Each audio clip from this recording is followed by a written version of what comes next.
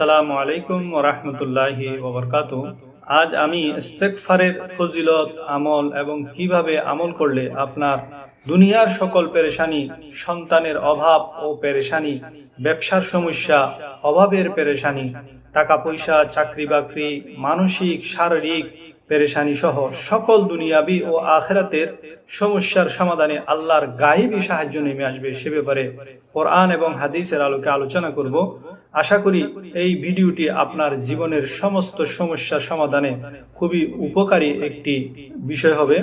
পবিত্র কোরআনে পাকে ইস্তেগফারের উপকারিতা আল্লাহ তাআলা খুব চমৎকার ভাবে বর্ণনা করে দিয়েছেন।